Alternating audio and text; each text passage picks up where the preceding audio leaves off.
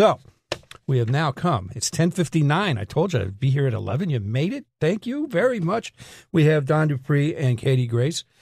Are you in Doop and the Inside Outlaws, Katie? So I play bass. You play bass. Okay, yes. good. All right. And then you have your own thing. Yes. All right. And you got, so how long have you been doing this act? Man, like 7 years. Yep. Going better now? Yeah, a little bit. But Katie's she's actually getting ready to go off on her own and do her, she's not going to be in the band anymore. So she's going to be going out and doing her own thing.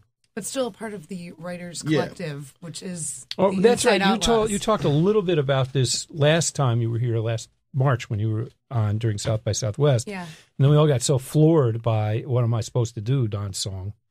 And you guys singing it together, which nobody had heard it. It wasn't recorded yet, right? Or at least it wasn't out. It wasn't out, no.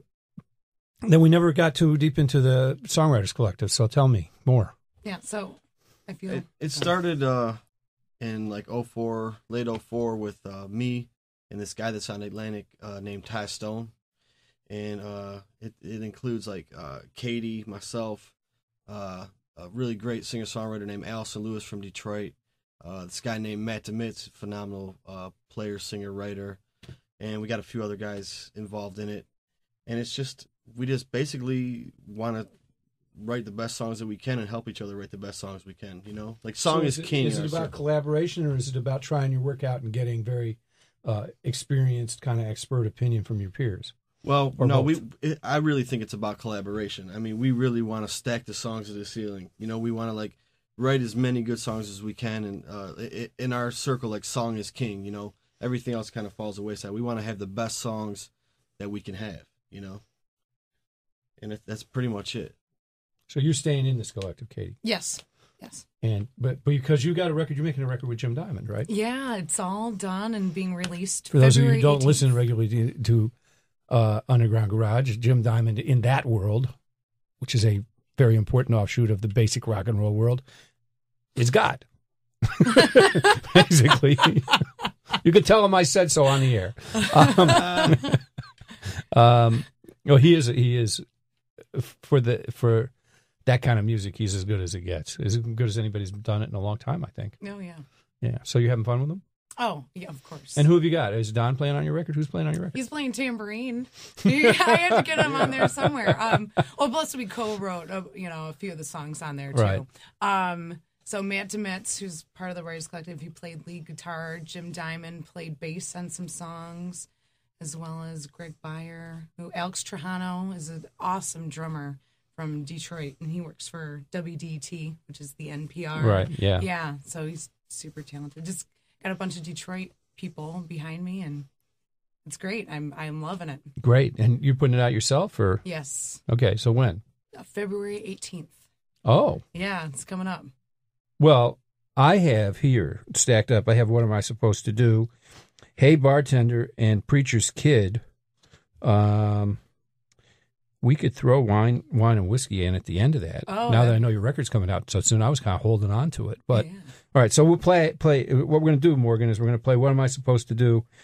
And then the first three tracks from that little thing I brought in, that burn I brought in. Okay? And we'll be back after this to talk more with Katie Grace and Don Duprie.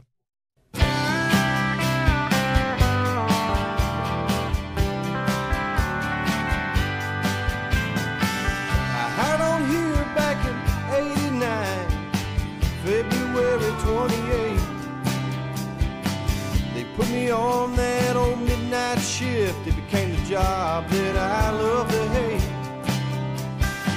But I found a girl and we said our vows. We tried for a kid and we ended up with two. And now it seems like they're shutting this town down. So tell me, what am I supposed to do? And what am I supposed to do? Lord, tell me, what am I supposed to do? This is all I have ever known, so tell me, what am I supposed to do? Now we reside on the northeast side, it's where my family came way back in 33. We sold a car just to keep the house, it's getting hard to hold on to anything.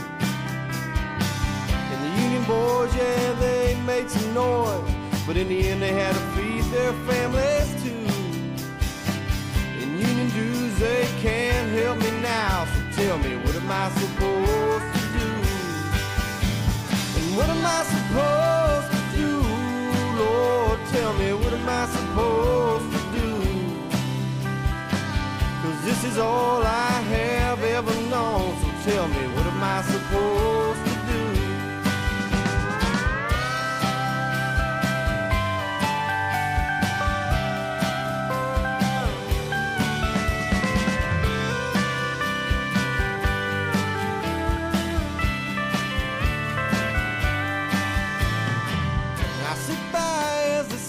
Slowly dies, and I wonder about my fate. The government check's gonna stop coming soon. No more help from the state. And I'm 45 and I got no place to hide, and I got nothing left to lose. This is what I get after all that I gave. So tell me, what am I supposed to do? What am I supposed to do?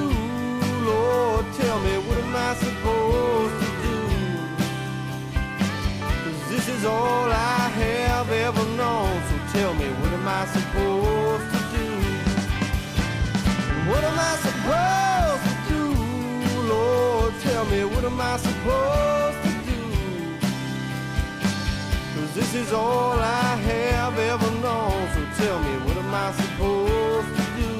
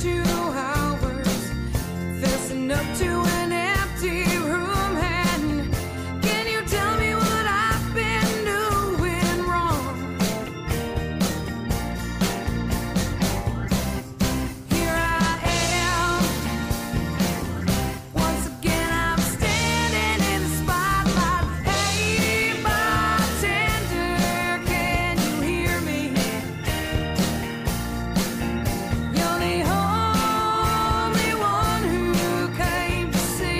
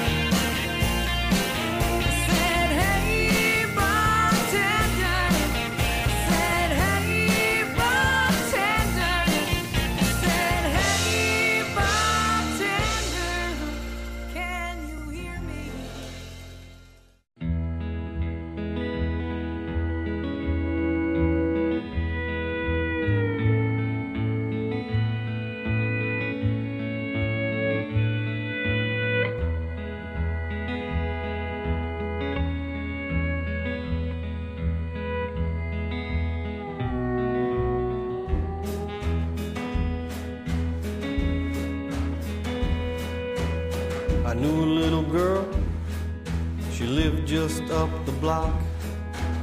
Her old man was a preacher at the local Church of God. Daddy's little angel, but all she did was sin. Always trying to make people forget that she's a preacher's kid.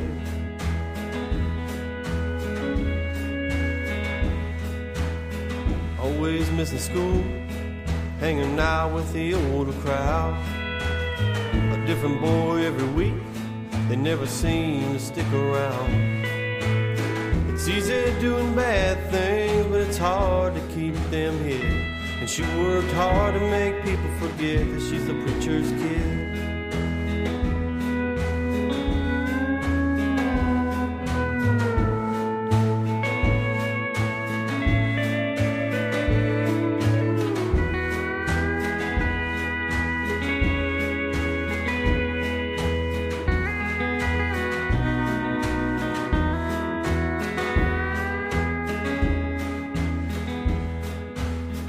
Now she's growing up and she's trying to settle down.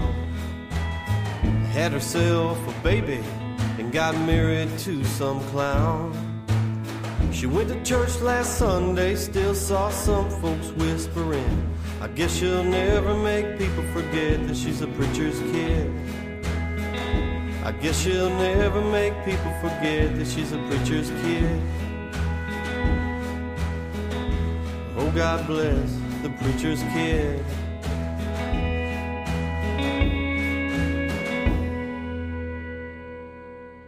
Hi, my name is Ariana Gillis, and you're listening to Kick It With the Jams with Dave Marsh.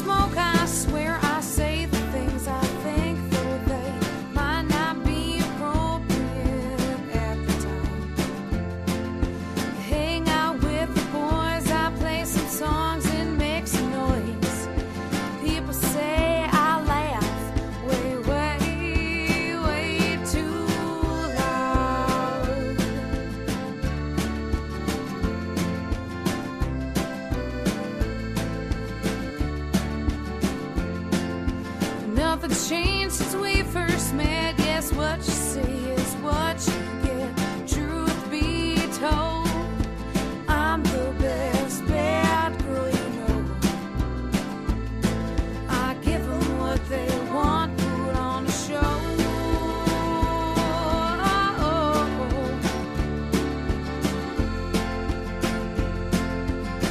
Yeah, on with the show.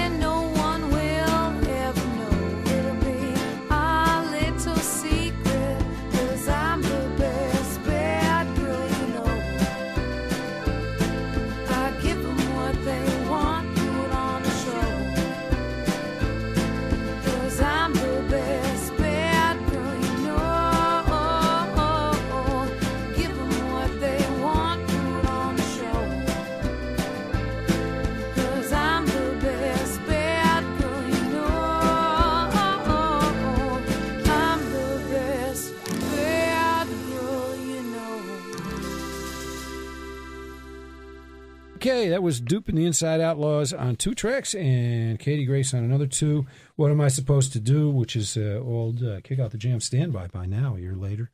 One of the great songs of the New Great Depression. Hey Bartender by Katie Grace, the proverbial tale of what happens when the only person who is in the room who could be listening is the bartender, who is or isn't. Half the time they're checking their phone or texting or well, they want to kill themselves. You know, I've been like, you know, one of 3 people in a room many times for friends and not friends, but and it's like, you know, you don't know what to do with your hands. You don't know what to do with your face. You don't know what to do with any of it. Exactly. You don't know. I can imagine what it's like to be the performer. I've never bombed that badly as a public speaker. Well, maybe I have. I've repressed it. And then Preacher's Kid by Doop again, and Wine Whiskey, which is a better solution to Katie's dilemma. Seems just to make everything better. So we have a record coming out from you on February 18th. Your record's been out for about 6 months, 8 months? Yeah, 6 months. Yeah. And so we've been, these guys are great enough to come in here. But you guys played in New York last night, right? Just did. The 2 of you. Yeah. Yep. Well, how did you bill yourselves? We played separately. Doop and the Inside Out. Oh, No, okay. we played separately, actually. Oh, that's great. She played first. Who headlined? Oh, you did. Yeah. You know how it goes. Yeah, what do they say? Well, ladies first. Yeah. Sometimes you headline, sometimes you just play last. That's Katie's song. bartender. Yeah. No, but it's a good time over there. That place is great. Like I said, I was telling the people at the venue last night. It's awesome. What's it called? Sidewalk Cafe. Yeah. And it's on Avenue A, 94 Avenue A. Is that what you said? Yeah. Yeah. So, which is what, around 8th Street? St. Mark's Place? It's my first time here, man. Okay. Sure. Yeah. Don't get me lying. But no, it's really great to play a listening room, actually, because you know a lot of times you go out by yourself and do solo stuff and you get kicked in the teeth because nobody's listening, you know. But you go to the places like Set in the back, the bars in the front. Everybody's listening. You can hear a pin drop in a joint, so it's like it's perfect. Right, and that's a very hip place to be playing now. That neighborhood is going from being hippie to being hip. Well, it was sweet. You know, it was a good time. I lived on 8th Street between B and C. The first summer I lived in New York, and I was the only person in my building for whom English was a first language. The other rest of the building was half people who were like Ukrainian immigrants and half Puerto Ricans. I'm not making this up. You know. It was it was a very different East Village back in those days. Yeah. It's pretty cool now, though. Anyway, so you guys have got your records out, and you know, you got some more songs up your sleeve. Oh yeah. And tell me what things are like in Detroit right now as far as gigging and stuff like that. Are they jobs? I mean, day jobs are shit, man. I know that. Yeah, there's not. I mean, there's just nothing there. Like, I was a fireman for almost 13 years, and I lost my job. I'm not going back. I mean, that's it. It's like, see ya. And there's guys that are there that had the jobs for like 16 years, and they're about to lose their job probably. And I mean, there's no coming back. So it's like that's the kind of stuff that's going on. Would you go back if they asked you back? I don't know. I might be over it, man. I'm over the politics of it, and it's just a joke, you know. You got a bunch of idiots running everything. It's just total bullshit, basically. Well, you guys have a songwriting collective. Do you have some kind of involvement with the political world in Detroit or not? And that could mean anything from gardening to, chasing the mayor down the street. But I mean, we kind of do. I get involved in certain things, like certain talks that they have in the city and stuff like that. But that's part of Detroit's musical tradition that people do that. Yeah, I mean, but I think both of us try and just the way that we get involved politically is to just write about it and put it out there for people. You know, I mean, because I don't want to stand on no soapbox and preach to nobody or try and act like what I mean. But as you prove with What Am I Supposed to Do? You don't have to preach. Just tell the truth, man. That's all we do. I mean, that's the best way I know how to do it. Mm-hmm. Lead by example, I guess. No, that's a great answer. Let's hear Katie's. Oh, I agree. I'm not about to pick one side or the other or say someone's right or someone's wrong, because everyone has their own situation, that where they are is where they are. And I feel like from my point of view is I like to watch and observe and then pull my art It's a big part from of the, that. It's a big part of the gig, right? Yeah. It's watching and observing. Yeah. Can't do that, you can't really write the songs. That's true. But you know, there's a thread in the Doop album, this one, Mm-hmm. that's about the time and the place you're living in very specifically, I think. Totally. I mean, I've heard more people say, "What am I supposed to do?" in the past 3 or 4 years than ever in my whole entire life. I mean, it's just that's what everybody's thinking, and that's the whole thread through the record is like, even though there could be a love song or a song about Preacher's Kid tries right into that. You know, what is she supposed to do? Yeah, and I mean that's what we kind of went through with the theme on that whole album was, you know, what am I supposed to do? Preacher's Kid is actually kind of feels like it's about Mitt Romney in a weird way. You know, yeah, except he's the one who couldn't give it up. You know, at all, have any fun. Right. I mean, you know, and that's what that's about. You know, I knew some kids like that growing up, and Now, where exactly did you grow up in Detroit? I grew up in River Rouge, which is on Schaefer and Jefferson, where Great Lake Steel is. Right, I was going to say right across the street from Zug, or across the river from Zug Island. Yep. Actually, Zug Island is River Rouge. That's we own all that. That's all like part of the city. Town. Yeah. And so that's where I grew up. Just a little factory town. No, big factory town when you were a kid. Yeah. Well, and when I was a kid, a really big factory town. That might have been the biggest foundry in the world. Yeah, it was huge, man. My grandpa worked there. Had all kind of people that worked there. Right. So, yeah, that's where I grew up. And it's one of the strangest. It's one of the strangest things to know that it's shut down now. Well, they are they using it? They it's back up and running. They shut it down for 6 months, which was unbelievable. It was crazy. And did you have all the red dirt in your windowsills and stuff from living next to the foundry? That's still. I lived by the foundry in Pontiac, and that was my mom cleaning windowsills every day, and it'd be back by night. Yeah, and you like grow stuff, and everything like a tomato tastes like a piece of steel, man. It's like it's nasty. Yeah, too many minerals in the soil.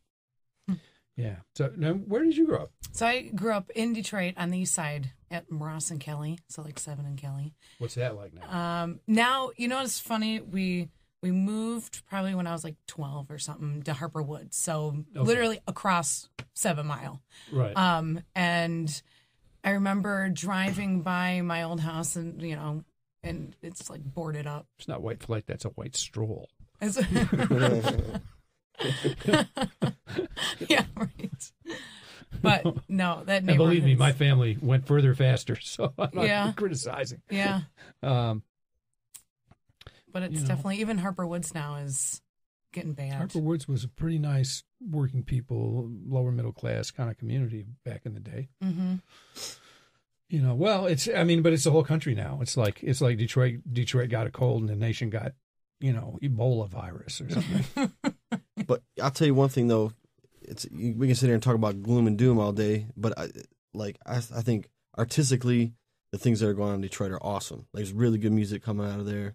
You know, there's a lot of good things coming, For a fact, and that's because there is this history of cultural activism as well as political activism. I mean, right. When things looked really grim when that whole Cobb's Corner scene started up, and all of a sudden it was flourishing poetry and jazz. Mm-hmm. Things looked grim after 67, after the insurrection or riot, as chumps prefer to call it. And all of a sudden there's all kinds of bands and stuff going on in 68 and 69. Right. I mean, that was probably the fullest flowering of everything there ever was. Right. So yeah, that's like, there's a whole history to this, and people just don't give up. No. And there's a lot of treasure there yet. I only get home once a year or so now, but it seems to me like, there are still many beautiful buildings there. I always thought Detroit had some of the most interesting working class housing in the world. All those, all those porches, all those that are kind of verandas. Yeah. I miss that. Nobody else seems to have them either. Yeah. They're kind of like stone columns. They're wood, but they're kind of built around stone or concrete columns, just in the front of a clapboard house. Mm-hmm. A lot of the neighborhoods are starting to come back. This neighborhood we hang out in a lot is called Corktown. It's really starting to come back. It's a sweet place. I like to hang out there. I read some article a friend of mine circulated the other day that put down Slow's Barbecue, which is sort of the heart of Corktown at this point. It used to be Tiger Stadium, right? Till they moved it east. Yeah. And Slows, man. I was sick of going through the tunnel over to Windsor to have to eat barbecue. I'll tell you that. Slows is good if you can get in there, man. It's like you got to be it's patient. like takes forever. For sure. You know, it's been all on all the food channels and stuff. So Yeah. that usually screws things up. Anyway, we're now toward the bottom of the hour. Katie, you want to sing that other song of yours? Because I'm dying to talk to you about it. Oh, sure. Wait, which what? Which guitar? which song? The Wine? No, we just played Wine. Or no, we played Best Bad Girl. That was Best Bad Girl? That was Best Bad Girl. Oh, I sequenced it wrong. Well, Tom, let's talk about Best Bad Girl then. Oh, well, Tell a story about your mom. Actually, right, exactly. So, it was one of those. Oh, we went to go see Todd Snyder in concert at the Arc in Ann Arbor. So it started with that, and I was just like, his songwriting is great. I love Todd Snyder, and he just tells these stories like uninhibited. So I went home, went to bed, woke up the next morning. Don't ever try to get him to show up for an interview on time. Oh no! And how many times? 2, 3? But he always shows up. Yeah. That's all that matters, right? So he does smoke a lot of pot. So I woke up the next morning. I'm like, I just want to write a song that tells the story. So it was one of those, came out in 20 minutes and just kind of wrote a song about myself. So I finally played the song for my mother. Who seems a little risky to me. She gets my sense of humor, though. She's not taking you literally like me, right? Yeah, right. Exactly. So I played it for her, and I was like, "Yeah, Mom, it's crazy that I wrote the song in 20 minutes." Because she's like, "No, you didn't write it in 20 minutes. It took your whole life to write. That's you." Your mother would be a good music critic. Yes. At least once, which is unusual for parents. She's pretty good at it. Pretty good. Yeah. We'll keep her around. So Best Bad Girl, summarize it. Summarize it. Well, I feel like you have to have that side of your personality that knows how to put on the show and entertain people, even if you're just at regular work or friends or out having a good time. You have to know how to dazzle people, and I feel like that's. Did this work in that? Because Katie's a school teacher. Oh yeah. Does it work in the classroom? Oh yeah. I mean, if you're trying to get 35-year-olds' attention, if you're boring and have nothing interesting to say, or have a hangover. Oh, you don't mean 35-year-olds. You mean 30 kids who are 5 years old. Well, I guess I was going like, that's Don. She just described Don. Well, that works for him too. But so, yes, a classroom full of 5-year-olds. You definitely have to know how to dazzle them, tell a good story, and put on a show. All right, now is wine, whiskey also personal? Yes. Show them. That's just kind of about my drinking habits. And it's actually, I thought, well, that's an interesting regimen. I don't know if I can handle it. I think that's my problem. I don't know if I can handle it anymore either. Well, it's not a life sentence unless you want it to be. I guess we could say that. Yes.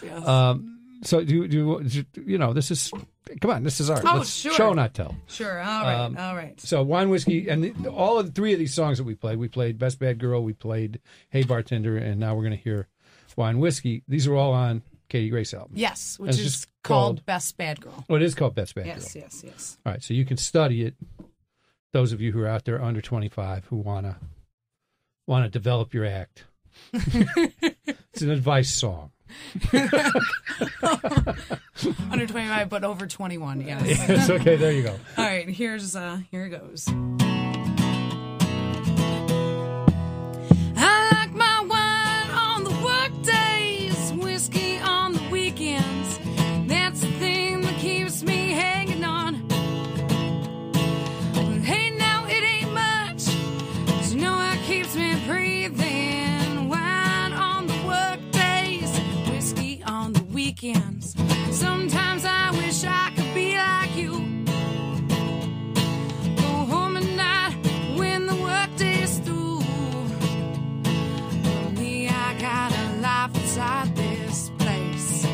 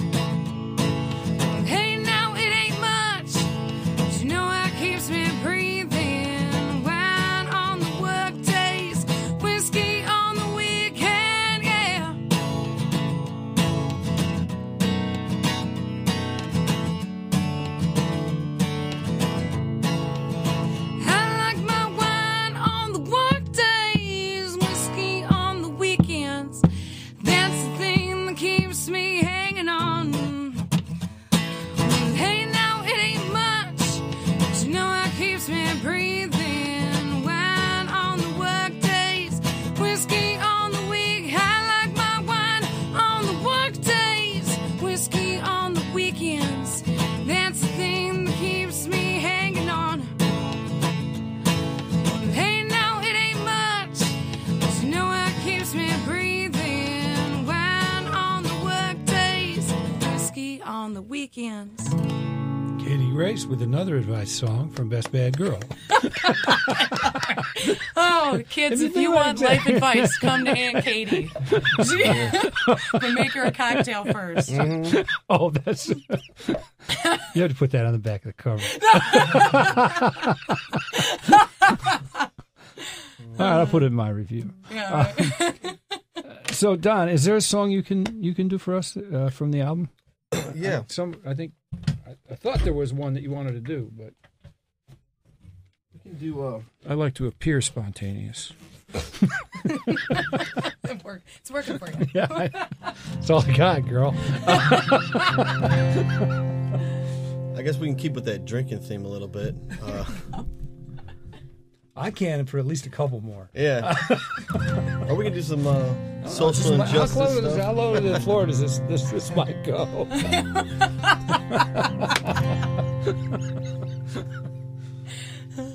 All right. This is more Kick Out the Jams debauchery. This is Don Duprie.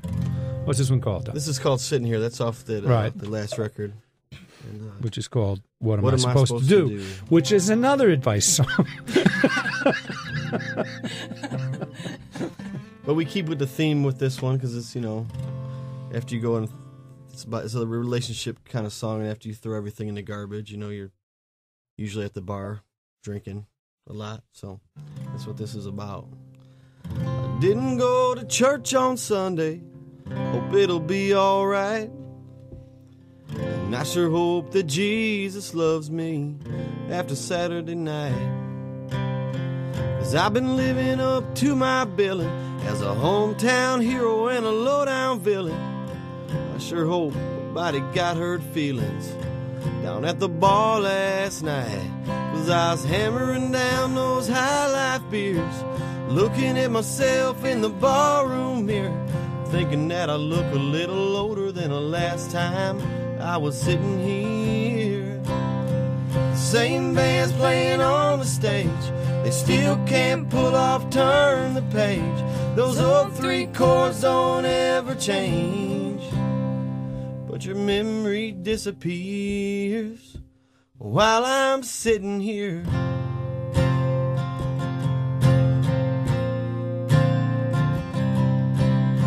I heard you got a brand new boyfriend. Well, baby, good for you.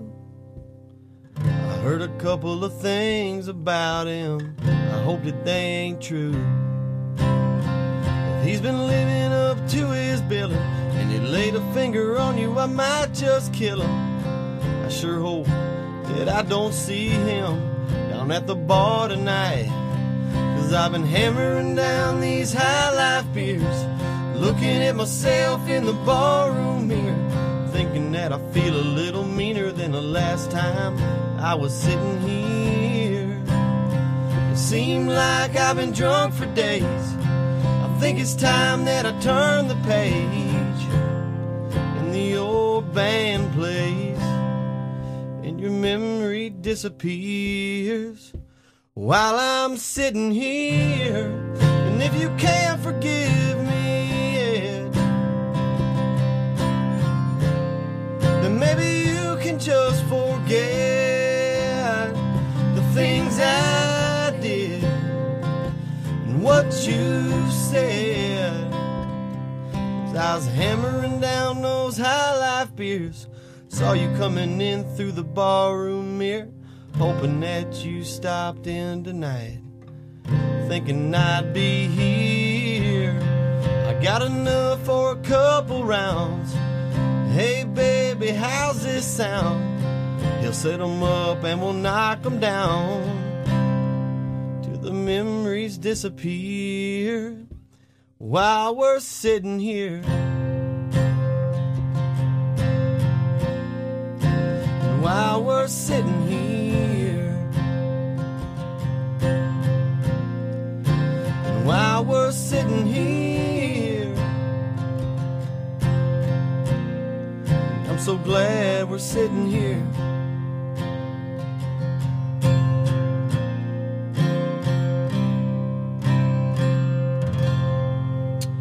Don Duprie on Kick Out the Jams, and that's another song from What Am I Supposed to Do, called Sitting Here. You know, I was thinking at the beginning, I thought, well, this is like a Townes Van Zandt song. Then for a little minute there, I was thinking it was more like a Johnny Paycheck song. Thought somebody might get hurt. No, it's all fictional. We're not hurting nobody in these songs. Well, so man. who do you listen to? Oh man, I listen to. Because you've been doing this since you were in high school or something? No, like I started writing songs when I was like 19. Started playing out when I was like 20, 21. What you were listening to before that? Yeah, I listen to a lot of, I listen to a ton of Springsteen. Springsteen's like my favorite. I listen to a shit ton of Todd Snider, Chris Knight, Steve Earle. I mean, I'm into the guys. Chris Knight. Now, there's one that got away. Speaking of things that got away, man. Totally one who got away. That guy should have been.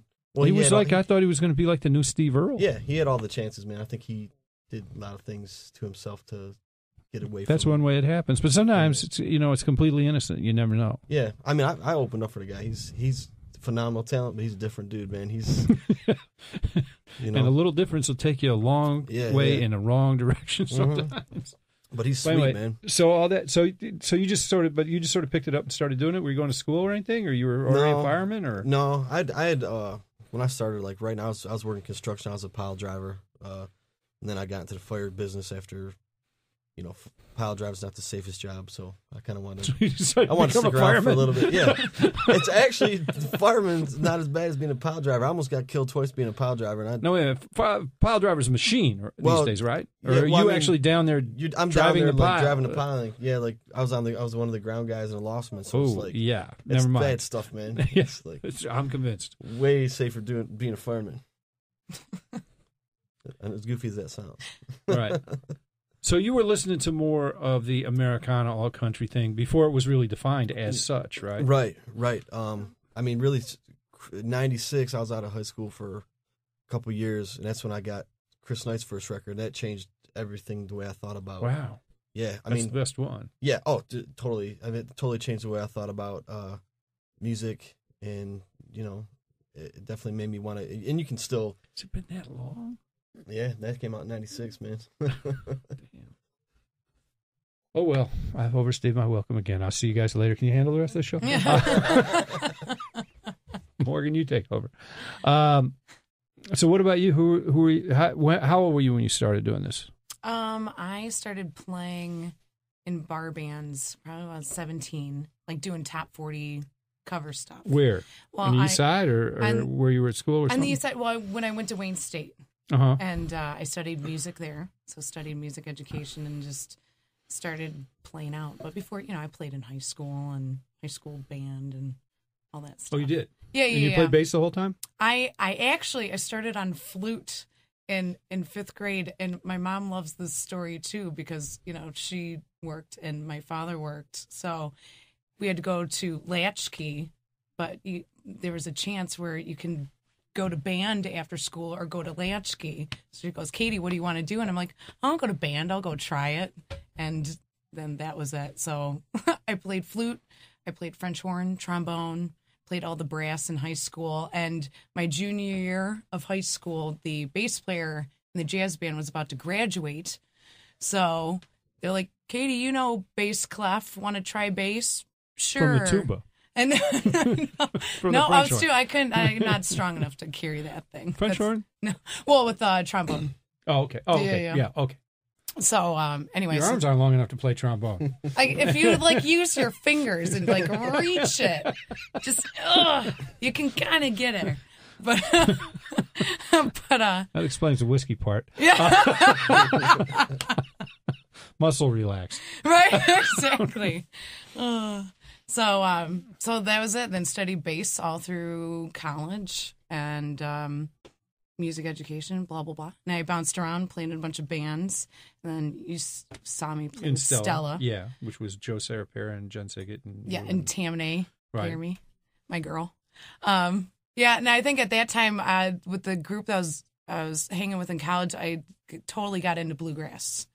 at the time. And that's where I fell in love with players like Rhonda Vincent. I saw Rhonda Vincent at the Eagles Club, and she's amazing because there's no auto-tune on her voice. Like, why would you want it? Right. My dog might want it. But I just was amazed because I just went and saw her live, and her playing and singing. That was just about the time she was becoming like a really big bluegrass star. Yeah. Because she ain't playing the Eagles Club no more. Right. No, but she was amazing. Then I'm like, wow. And her onstage banter, and she's hilarious, and she knows how to put on a show. Be the best bad girl. Anyway. So, really? Yeah. No. I always think with the bluegrass singers, they're going to actually, but in the end, they're going to come in and sing a hymn. Yeah, right. Blow the whole illusion. I know. Wait, it is Sunday. We should have worked one up. Oh well. That's that Mitch Ryder thing I was playing is called The Testament. Oh, which is him sort of challenging the whole idea of whether you need God or not. He has a very interesting way of writing about that stuff, you know. So it was like Rhonda Vincent, and you know, I mean, I was thinking about this when Hazel Dickens died not too long ago. You know, there weren't any women in country music really. When I was growing up, it was like Kitty Wells, and then like when I was a teenager, it was Dottie and Loretta and Tammy and all that. But you know, there weren't, and in bluegrass, it was even less until Hazel Dickens and Alice Gerrard came along and had the nerve to play instruments. Yeah. How'd they do that? Those crazy girls. What were they thinking? Well, the woman who taught public speaking at my high school out in Waterford, Michigan, I was at a Folk Alliance conference in Toronto, I think. And I was doing a panel, and I see this woman walk in with this like powder blue sweater on that was obviously handmade, tall woman, very striking, piercing eyes. And I went over to her and I said, and this was the person who sort of tapped me on the shoulder when I was a sophomore in high school and said, "You're on my debate team." I said, "No, I'm not." She said, "Yeah, you can do extemporaneous. You don't have to do what the rest of these guys are doing because I know you're not going to do that." But so I said, "What are you doing here?" She said, "Well, I came to hear you speak."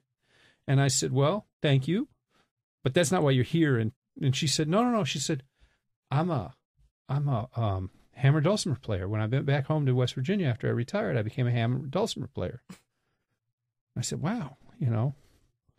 So later on, a friend of mine's talking to John McCutcheon, who's sort of like the Eric Clapton of hammer dulcimer, and he said, "So she taught Dave public speaking. That's interesting. She taught me how to play hammer dulcimer." So I thought that was a really cool. Oh, and she didn't teach, of course, she didn't get to teach music. Did you ever get to teach music? What were you teaching? Yeah, well, I taught music for, I think, 3 years in the school systems I did K through 8 and then did a year of high school. But then I got switched over to teaching computers and taught that for a few years, and then I got laid off. So all those laid off teachers, there's too many of us. Well, enough for an insurrection. We're lucky. Worked in Madison, I think. Exactly. Yeah. Yeah. So what are you guys doing next? What's the very next thing you're doing, given that we have a national show? Next, we're playing the Hamtramck Blowout, man. Oh, yeah. What is the Hamtramck Blowout? It's like, what's one of the biggest independent music festivals in the United States. It's it's like 200 bands and like 30 bars or something, and it's all takes place in Hamtramck. Yeah. Over like just a very compressed period of time. Over 3 days, and it's pretty cool, man. And people come from kind of all around the United States to come to it, and you just walk from bar to bar and listen to bands. It's pretty crazy. It's a good time. It's a really good time. So, and that's in February? It's going to be in March. Our date's March 2nd. So it's that weekend. But you got your you got your February stuff coming up though, right?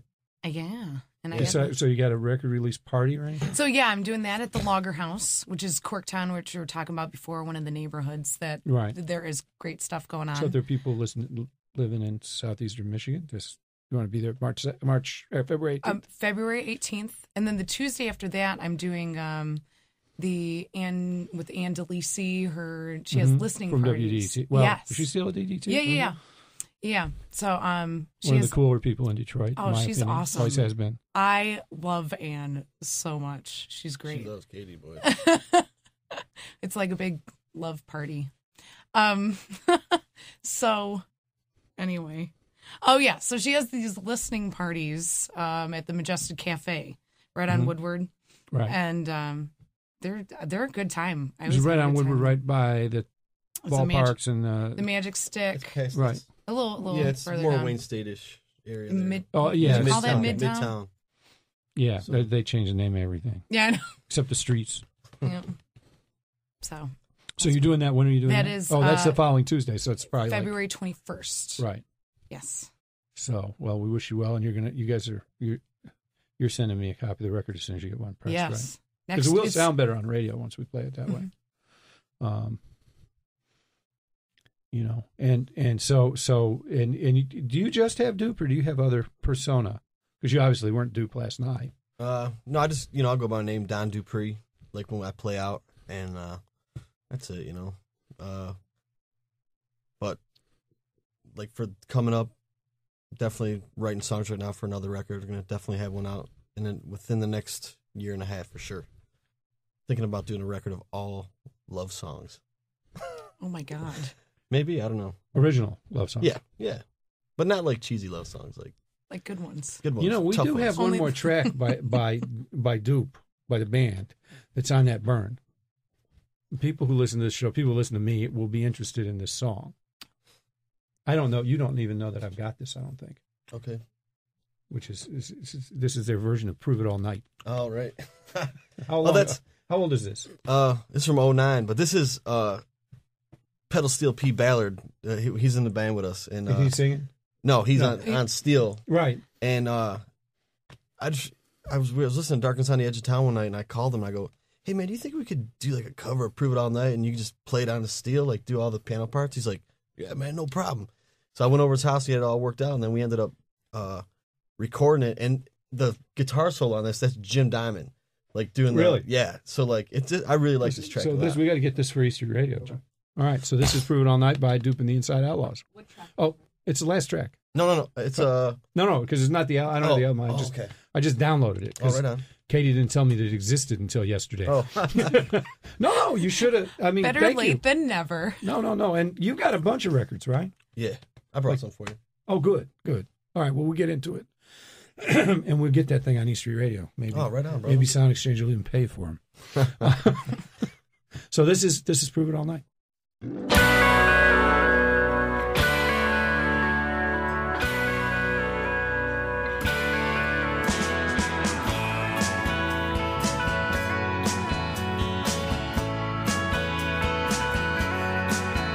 I've been working real hard trying to get my hands clean. We'll drive that dusty road from Monroe to Angeline. To buy you a gold ring and pretty dress of blue. Baby, just one kiss.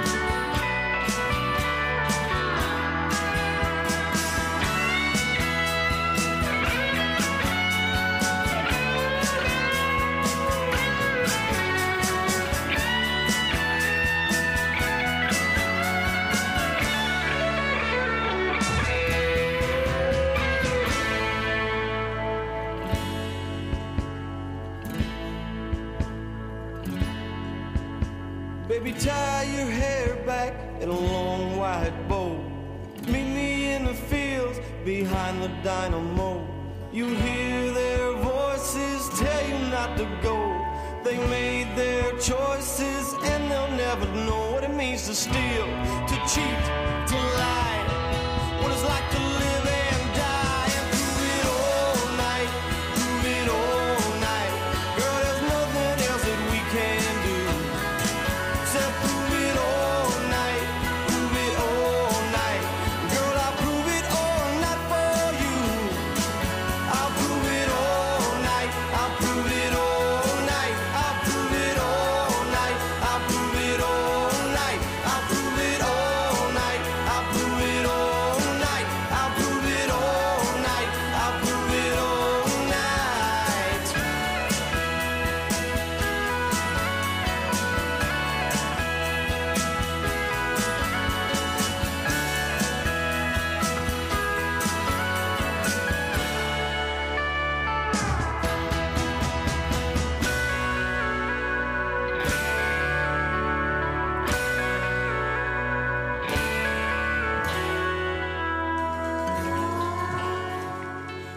And that is Prove It All Night. And that is from Everett Doop and the Belcher. Inside Outlaws, Everett Belcher. Who is Everett Belcher? That was my grandfather. Yep. And which is the first track on the record. Yeah. But that is, so for those of you who want it, it's on iTunes and it's on Everett Belcher, and you can order that from wherever good records are exchanged, sold, and we can't steal them. That's the great thing about them, is that people really, everybody complains about stealing. You used to be, you could shoplift records. You can't do it anymore. But records for you guys are more of a leader for getting people to go to the shows, right? Exactly. That's all we're trying to do, is get people to come out. So, I mean, yeah, I mean, you can, actually, if you come to our show, you can shoplift the record because there's nobody ever by the merch table. Just take it. Don't try it with Katie if Katie's there on weekends, though. Wait Right. till Sam's sister goes to the The bathroom. wine, it's okay, but on whiskey, you don't want to mess with people. Oh no, I get a little sassy. No. Oh, yeah, I'm sure you're very quiet when you're just drinking wine. Okay, maybe. No, it's normally just passed out in the corner. No. So we have Jim Diamond emailed Don. And are you Don or are you Dupe? Am I Call calling me you right? whatever you want, brother. All right, that's good. So anyway, so maybe we're going to get Jim Diamond here on the show. You know, as soon if Katie gets back and vacuums, he said he would do it. You know, everyone needs a mother. So. That's okay. Your mom vacuum? I get up in the middle of the night when I was a kid. My mom would be vacuuming. In the middle of the night? Oh yeah. She's waiting for my dad to get home from work. Oh. You know, if he was working nights. Oh, gotcha. You know, he's on a railroad, so Well, that's cool. sometimes the trains would get in that late. You know, and she'd be moving the furniture. And my mother's like little, like 5'1", or not even that anymore. But yeah. Anyway, so there's one more track that I really want to play from What Am I Supposed to Do? Because it's to me, this version of this song, which is a song by the Rolling Stones called "Salt of the Earth" from Beggar's Banquet. It's What Am I Supposed to Do has one feeling about my hometown and yours, you two guys, which is the feeling of, oh my God, what next? You know. But the other thing is feeling like we kind of know who we are as a group of people. And I think this goes to your collective thing and to your bands and to what Jim Diamond's done with all those different kind of bands in his studio is really this kind of idea that it's something special to be ordinary. Yeah. I totally agree with that, man. It's like, that's what we were just talking about. Like, that's a good thing about living in Michigan is like, or it's in the Detroit area especially, is you have a sense, even though you kind of are like an ordinary person, you have a sense of who you are. You know, it's not like you're running away from anything. You're kind of staying there and doing what you have to do. And it's kind of a good feeling, you know, especially when you get out amongst other people. You know, we went to Baltimore, and if we were just in Baltimore and played, and you see so many people trying to do what the people in Detroit are doing, kind of, you know. But I think that's really true. And as America, as the whole infrastructure dies down and people have to do for themselves and realize who's really on their side and who isn't, I think that comes out more and more. And it certainly comes out on this version of Salt to the Earth. So going to close with that from Doop and the Inside Outlaws. I want to thank Katie Grace and Don Duprie, and hope that they'll be coming back. Oh, for You sure. sooner if you're going to have that record out, girl. Yes, I will. And I'd like to thank Jim Rotolo for finding his way here. No problem. Apparently, that's not quite true. I'd like to thank Morgan for because if I ever walk into this thing and it's empty on a Sunday morning, this is like my bad dream. This is like, because everybody who's on the air has this dream sometimes. I had it before I was on the air. That you're in this studio with equipment you don't know how to run, and the clock is ticking, and you're supposed to be on the air, and there is silence. The computer, of course, on Sirius, this computer would take over after 8 seconds. But, it's so I'm always relieved when I show up and there's at least one person here. It's better if it's Morgan. Because the unflappable Morgan Hahn. I always do that to her. No, Jim's just living the complicated period of his life. Now it's going right back to simplicity very soon. Very soon. Right. I'm going to give you a puppy for your birthday. All right. We'll see you next week. This is Salt of the Earth.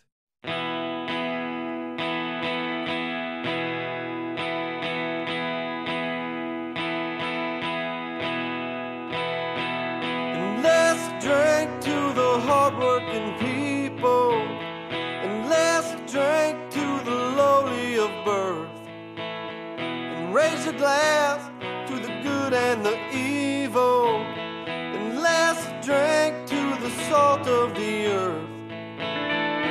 Say a prayer for the common foot soldier, spare a thought for his backbreaking work. Say a prayer for his wife and his children, who burned the fires that still till the earth.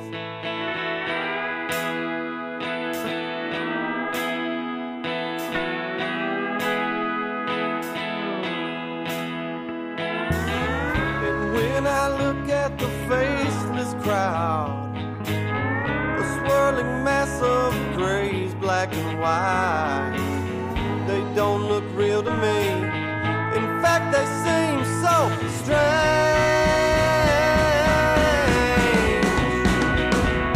Raise your glass to the hardworking people, and let's drink to the uncounted heads.